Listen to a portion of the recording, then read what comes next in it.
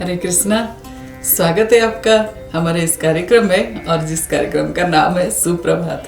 देखिए, सुबह सुबह हम जो है पॉजिटिव बातें करते हैं, भगवान की बातें करते हैं। और आप तो जानते ही है, जो भगवान की लीलाएं हैं वो बहुत ही अनोखे होते हैं, जो भक्त के मन को भा जाता है और हमारे दिन को बहुत ही अच्छा कर देता है।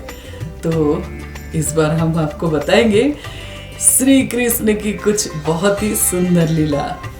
देखिए, भगवद गीता का जो पहला श्लोक है, धर्म क्षेत्रे कुरुक्षेत्रे समवेत युयुश्चव मामेक पांडवश्चैव किंग अकुर्वत संजय। अर्थात वहाँ पे धृतराष्ट्र जो है संजय जी से पूछते हैं कि जो धर्म क्षेत्र कुरुक्षेत्र, जहाँ पर हमारे बेटे और पांडु के बेटे एकत्रित हुए हैं युद्ध करने के लिए, वो लोग क्या कर रहे हैं। तो देखो, जो स्वार्थी इंसान होता है, जिनके मन में शंका होता है, वो यही पूछता है कि मेरे बेटे कैसे कर रहे हैं, अच्छे हैं क्या। तो क्या है कि यही बात है कि हमें जो है ना, कम से कम जो ढोंग है, जो दिखावा है, उसको छोड़ के भगवान की शरण में आए और अपने आप को एज इट इज, जो हम जैसे हैं वैसे ही रखें, तो ज़्यादा अच्छा होगा। इस संदर्भ में एक प्रसंग है भगवान श्री कृष्ण की, जब गोपियों के साथ वो ब्रज में लीला कर रहे थे। तो उस वक्त उन्होंने अपनी सखाओं को बोल रखा था कि इसमें से कोई भी गोपी जब मूर्छित हो जाए तुम मुझे बुला लेना।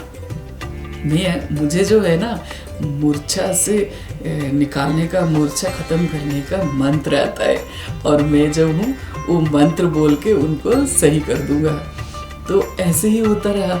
जब कोई गोपी कृष्ण भाव में भावित होके मूर्छित हो जाती थी, तो कृष्ण को बुलाया जाता था, और कृष्ण आके उस गोपी की कान में कुछ मंत्र बोलते थे और उसके सर पे हाथ रखते थे, तो वो ठीक हो जाती थी।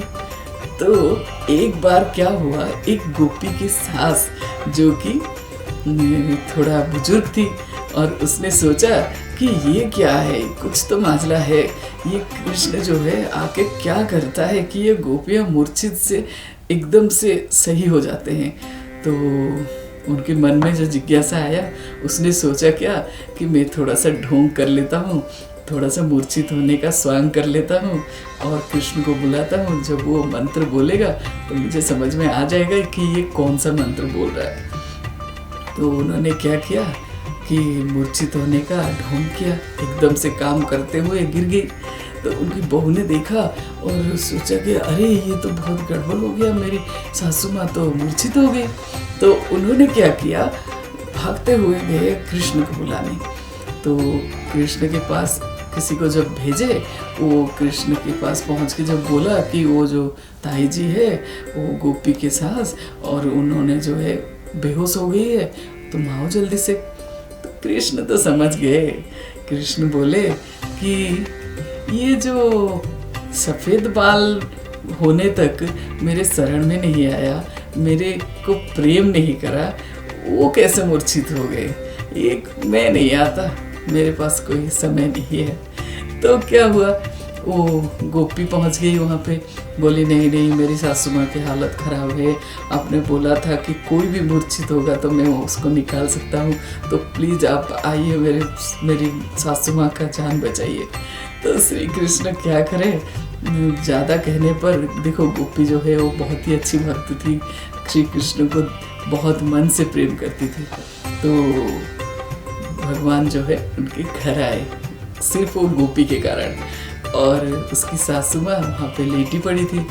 तो ऐसे देखे, बोले अरे ये तो मूर्छित नहीं है, ये जो लेटी पड़ी है ताई जी, ये मूर्छित नहीं है, इनको तो भयंकर भूत ने चपेट रखा है। अब तुम ऐसे करो गोपी, तुम जो है दो बड़े बड़े डंडे लेके आओ, तो देखते हैं ये भूत को कैसे भगाता हूँ मैं, मुझे भूत भगाने का मंत्र भी आता है। तो लेके आई डंडा। तो उस टाइम ये जो बुजुर्ग सी गोपी, सासू माँ लेटे लेटे सुन रही थी। फिर उसको लगने लगा अब तो मेरा ढोंग नहीं रहेगा, अगर ऐसे रहूं तो फिर मुझे तो पड़ेगा मार।